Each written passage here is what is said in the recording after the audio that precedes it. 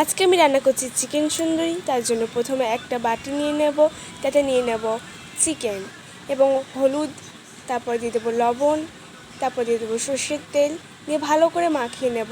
মাখিয়ে নেওয়ার পর 5 মিনিটের জন্য এটাকে ঢাকা দিয়ে রাখছি।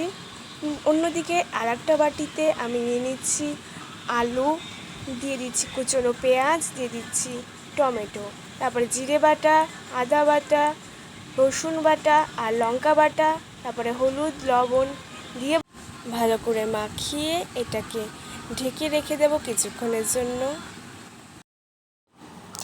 অন্যদিকে কড়াইতে তেল দিয়ে মাংসগুলো ছেড়ে দেব, নিয়ে ভালো করে ভেজে নিতে হবে 10 মিনিটের জন্য।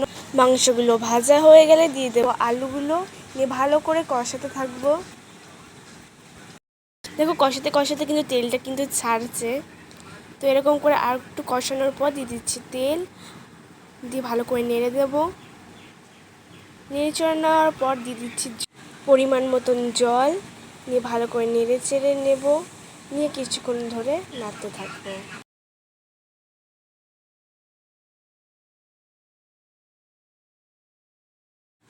এবার দিয়ে দিচ্ছি গরম মশলার গুঁড়ো, তারপর দিয়ে দিচ্ছি জিরে গুঁড়ো, দিয়ে ভালো করে কষিয়ে দেখো মাংসটা পুরো প্রায় হয়েই এসেছে। তো এরকম করে মাংসটা ফুটতে থাকলেই তৈরি হয়ে যাবে কিন্তু চিকেন সুন্দরী। তো রেডি আমাদের চিকেন সুন্দরী। আজকের রেসিপিটা কেমন লাগলো অবশ্যই কমেন্ট করে জানাবে। টাটা।